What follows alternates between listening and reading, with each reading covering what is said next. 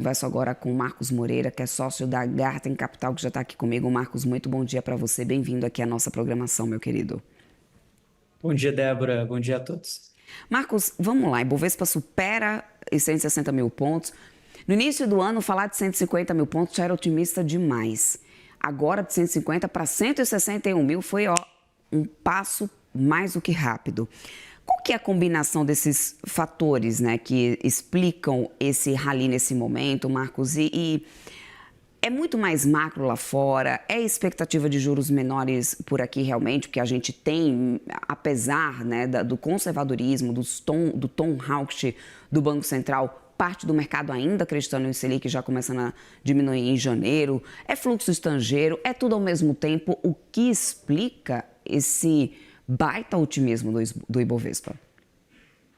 Débora, eu diria primeiro que essa máxima histórica do Ibovespa foi a mais silenciosa dos últimos anos, né? Nós vemos poucos investidores comemorando, porque, na verdade, o cenário ele tem uns desafios muito claros quando nós olhamos para os próximos anos. Mas quando nós paramos para analisar quais os fundamentos que estão por trás, né, sustentando a Bolsa em 161 mil pontos, nós poderíamos destacar três principais, tá? O primeiro vem do cenário externo, ou seja, à medida que o Banco Central norte-americano, né, continua o ciclo de corte de juros por lá, é natural haver uma rotação de capital global, né? Ou seja, os investidores globais passam a pegar um pedacinho ali do seu portfólio e buscar alternativas em países emergentes. E quando nós olhamos para os emergentes, o Brasil consegue ser um grande beneficiado, né? Então, às vezes a gente ganha por WO, né? Porque a gente é um grande exportador de commodities, a gente tem uma outra commodity que é o juro real, né? Que está em um dos maiores níveis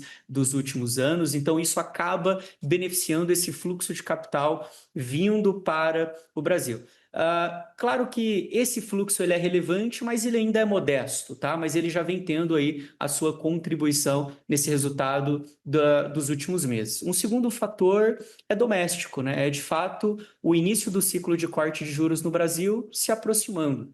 Então, apesar do mercado estar dividido entre corte de juros em janeiro ou em março aqui no Brasil, não há dúvidas que no primeiro trimestre de 2026 o Banco Central, de fato, vai iniciar o processo de corte de juros. E um terceiro e último fator se dá o trade de eleições presidenciais, né? À medida que a expectativa de uma alternância de poder, né, de uma nova equipe que pode ajustar um pouco mais as contas públicas e trazer o fiscal para níveis mais sustentáveis vai ganhando tração, isso tende a refletir positivamente no preço dos ativos aqui no Brasil. Bom, o fato é que a gente também tem algumas companhias e alguns setores surfando bem mais nessa onda, né? Tivemos ontem, inclusive, principalmente bancos, as grandes, né? As blue chips são as que mais acabam sendo beneficiadas. E quando a gente fala do índice Bovespa, a gente tem uma concentração ali do índice em determinadas companhias. E aí onde eu quero chegar é o seguinte, Marcos. Ter esse rally dessa forma e beneficiando os setores que têm uma representatividade, empresas que têm uma representatividade importante do índice, não faz com que o risco de uma correção seja muito maior? Vocês conseguem ver isso, ver espaço para uma correção forte desse rally? Sempre há espaço, Débora, para correção, mas essa alta das blue chips, né, que são as maiores empresas da Bolsa Brasileira, ela é natural porque são as empresas mais líquidas. Então, elas acabam sendo ali uma porta de entrada para o investidor que ele quer voltar a acessar os ativos de renda variável aqui no Brasil. Então, esse é um ciclo natural. É claro que a alta que nós tivemos esse ano da Bolsa Brasileira há muitos anos nós não vimos uma alta dessa magnitude, né? Quando nós olhamos para o Ibovespa em dólares, nós estamos falando de uma alta superior a 50%.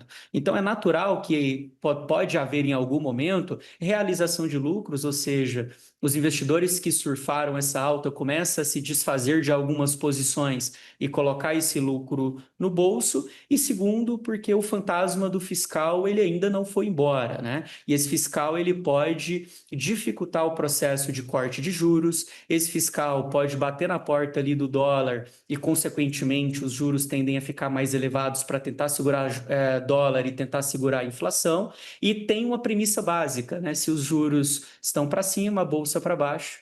Se os juros estão para baixo, a bolsa para cima. Então, sem sombra de dúvidas, há esse espaço para correção, mas, por outro lado, essas empresas mais líquidas e também setores que eles têm uma correlação com juros tendem a se beneficiar, ou seja, setores mais cíclicos, onde, à medida que os juros vão caindo, o custo de capital desses setores diminui, o fluxo de capital para esses setores tendem a melhorar, como é o caso, por exemplo, das utilities, o caso, por exemplo, das empresas de construção civil, que têm sido aí grandes beneficiadas desse rally que nós vimos nos últimos meses. Porque, por consequência, esse é um cenário onde empresas que têm os seus valuations, né, o valor justo que é precificado pelo mercado, mais penalizado pelos juros altos, na contrapartida tende também a se beneficiar quando esse juro cai.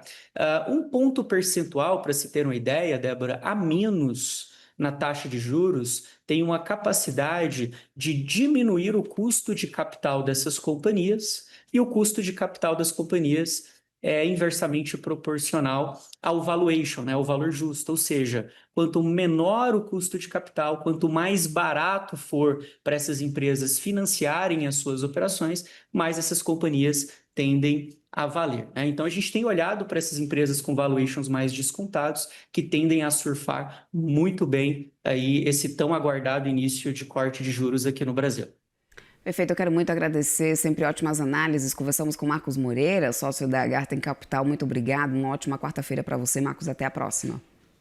Obrigado, Débora. Obrigado a todos da CNN. Até mais.